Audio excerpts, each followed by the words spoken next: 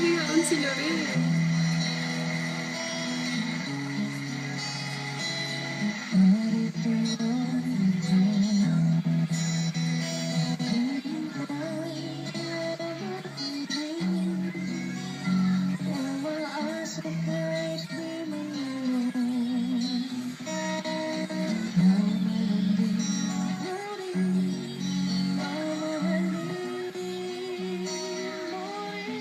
Uy, gitara ko yun ah.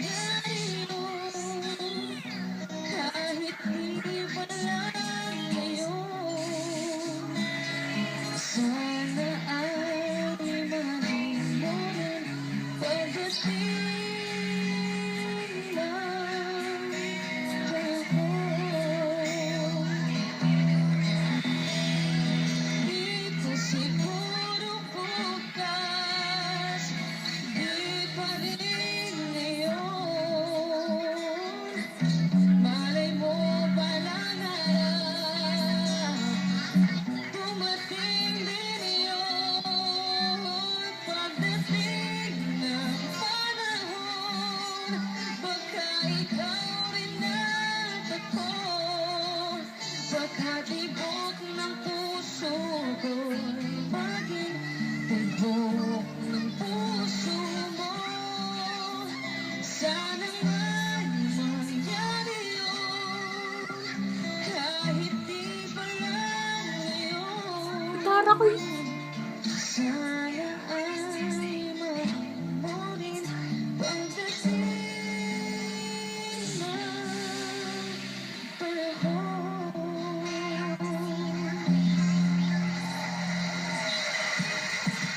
Wow! Ay! Zak!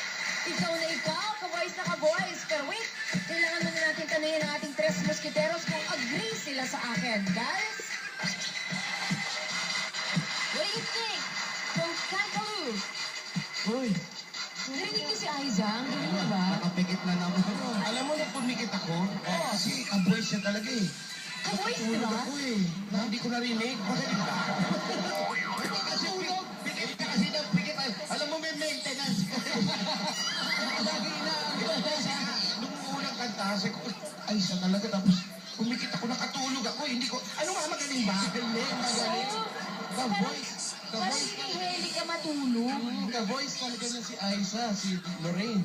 At saka, ang galing niya, talented to si Lorraine kasi ang layo nung gitara, napapatugtog niya. Mas magaling ka kay Aiza. Magic!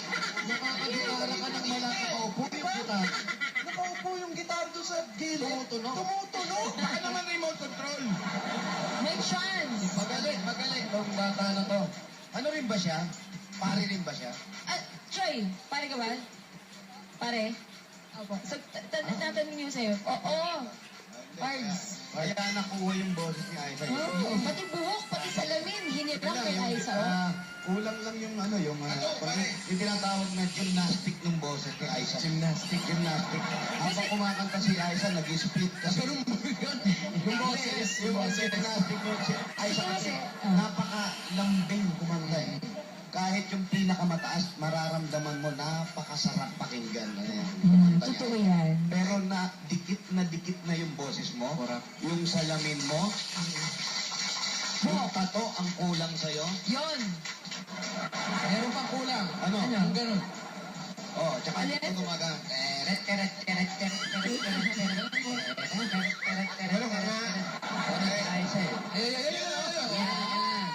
Ganun. Pagdating na panahon. Bow. Yan. Yun na. Sige nga, please, Lorraine. Yeah. Pagdating Pagdating ng panahon. Bow. Very good. Ka-boys. Ka-boys na ka-boys. Uy, kayo ha, nag-judge kayo, pero kailangan meron din kayong K na magka-boys. Ikaw, Jose, Kayang-kaya mo bang talunin yung si Wally? You know, I wasn't speaking to everybody. And all of you don't know one thing. Kung bibigyan ng chance, sino ang gagawin mong kaboys, Jose? Hindi, marami akong pinagpipilian. Si Big Soto. Yes, ganun ka eh, no? Si Oh, yan. Bicoy. Sino? Si Ryan ang madalang masarap gayahin. Ayan, talaga. Sige.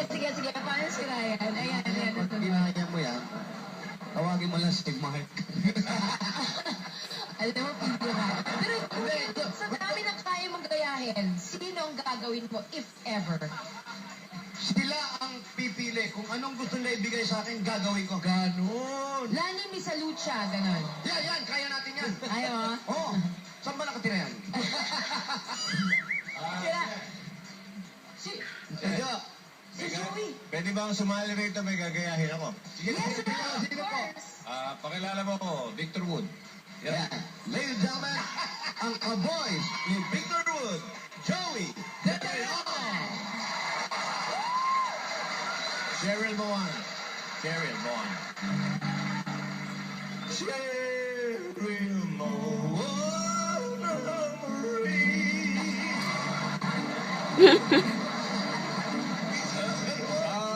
Victor Wood, mahingin susi. Sir, sino yung katabi niyo? Bakit meron kayo? Hindi, ito yung babaeng nalilink sa akin. Si Madam Mauring.